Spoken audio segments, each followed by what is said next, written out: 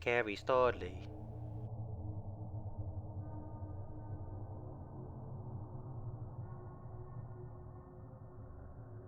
So here's the deal. I moved into this new house not too long ago, a real charming old place. You see, life brought me to this small town on account of a fresh job opportunity, a chance to shake off the city grind. The house, well, it's got character. The kind of place that's seen its share of history, you know? Getting used to the new digs was a bit of a ride. Small town life had its own pace, and I found myself slipping into it. Days were cool, settling into a routine, checking out local joints, and meeting the town's friendly faces. But then the sun would set, and that's when things started feeling, well, different. The house had its quirks. It's not that I was superstitious or anything, but it gave off a vibe, especially at night. You know, those moments when everything's dead silent, and every little noise seems louder than a fire alarm. That's when the creaking began.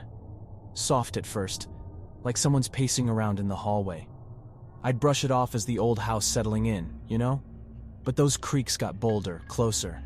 Some nights, it sounded like someone was moving around in the house. Heart pounding, I'd shoot out of bed ready for whatever. I'd venture outside my bedroom, down the hall, heart racing like crazy. And yeah, I admit, I'd even call out to see if anyone was there. But each time, no response. It's like the house was holding its breath or something. The thing is, though, those sounds were getting more real by the night. Like, real enough that I couldn't sleep through them. It's not like I'm one to spook easily, but when your new place starts talking to you in the dark, you can't help but get a shiver down your spine. After a while, I'd had enough. I couldn't keep brushing off the noises like they were just a glitch in the system. I needed answers. So, one night, I decided to get to the bottom of it. Armed with a flashlight and some cautious determination, I started searching. I moved past my bedroom, down the dimly lit hallway. Every step felt heavy, like each board had a secret to share. I reached the top of the staircase that led down to the first floor. With a deep breath, I descended the creaky stairs, the beam of my flashlight dancing on the wooden walls. The house seemed to hold its breath, and I couldn't shake the feeling that I wasn't alone in this venture. The air grew colder as I moved through the living room, casting my flashlight's glow over familiar pieces of furniture. I checked behind the couch, peered into the kitchen. Every corner, every shadow, scrutinized. Finally, I found myself standing before the basement door. The knot in my stomach tightened, but I knew I had to keep going. With a gulp, I grabbed the doorknob, twisted it, and swung the door open. The door swung open with a groan, revealing a pitch-black abyss below. I turned on my flashlight, shining its light down the stairs. The steps seemed to go on forever, disappearing into darkness. I started down carefully, each step creaking underfoot and sending echoes bouncing around.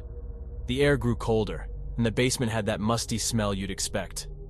Old boxes and furniture that were left behind by the previous owner filled the space, all covered in dust and cobwebs. I moved my flashlight around, trying to make sense of what was down here. There was an odd feeling in the air, like something was off, but I couldn't quite put my finger on it. I kept going, checking every corner, every dusty shelf, hoping for some clue. As I explored, I came across a corner piled with old furniture, draped in dusty sheets. It stood out for some reason. I pulled one of the sheets aside and saw a door hidden behind it. My heart skipped a beat. I hadn't seen that door before. I reached out and grabbed the doorknob, my hand shaking a bit. I turned it, and the door creaked open. The darkness on the other side seemed even deeper. I took a deep breath and stepped through, determined to find some answers. The darkness swallowed me as I stepped through the door. The air felt damp, and a musty smell lingered, even stronger than in the basement. I stood still for a moment, my flashlight casting a feeble circle of light ahead. The room I had entered was small, with walls that seemed to close in around me. Dust hung in the air like a forgotten memory. I couldn't shake off the feeling that I was intruding into something that was meant to remain hidden. As I moved further into the room, my flashlight revealed more details. A dusty workbench, shelves lined with old jars and tools, and a worn-out armchair tucked in the corner. It was as if this place had been frozen in time, untouched and abandoned. But there was something else. A feeling that I wasn't alone, a sense of being watched from the shadows. I turned my flashlight toward a far corner, and there it was, a figure huddled against the wall. its eyes reflecting the weak light. "Hey!" I called out, my voice trembling more than I'd like to admit. "Who's there?" The figure shifted, its movements hesitant and uncertain. A voice cracked through the silence, revealing a mix of fear and desperation. "I didn't mean to startle you. I've been looking for something." I could barely make out the features of the person in the dim light, but their eyes held a wildness that sent a chill down my spine. I asked them what they were doing here, my voice cautious. They explained, their words tumbling out in a disjointed rush.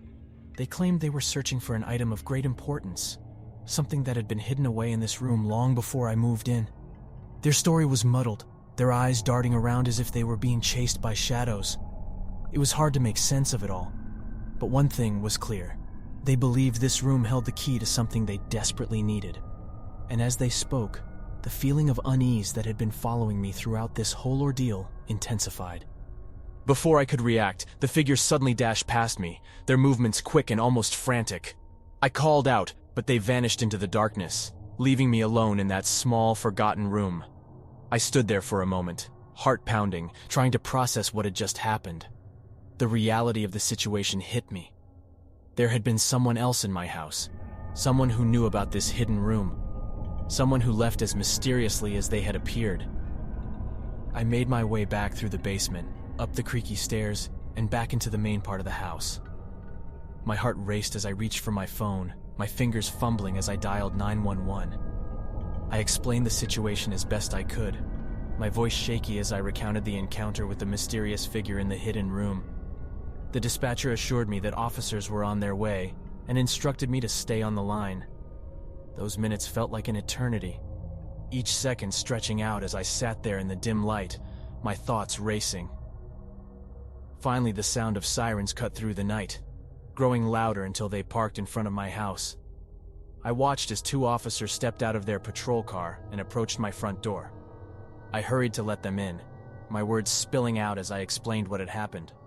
The officers listened attentively, their expressions a mix of concern and curiosity. They asked for a detailed description of the person I had encountered and whether I had seen them clearly. I did my best to provide as much information as I could, hoping that it would help them in their investigation. They assured me that they would do their best to find the person, and they asked if there were any signs of forced entry, or if anything had been taken from the house. I explained that I hadn't noticed any signs of a break-in, and it seemed like the person had been more focused on that hidden room than anything else. One of the officers jotted down notes, while the other scanned the area with a flashlight, checking for any signs of the intruder's presence. They asked if I had any security cameras installed, and I regretfully admitted that I hadn't gotten around to setting those up yet. After gathering all the necessary information, the officers promised to keep me updated on their investigation. They told me to lock all the doors and windows and to call immediately if anything else happened. With a final reassurance, they left, and I was once again alone in the house, the weight of the night settling in. I couldn't shake off the feeling that I had just stepped into something beyond my understanding. The encounter with that mysterious figure had shaken me to my core, leaving me with more questions than answers.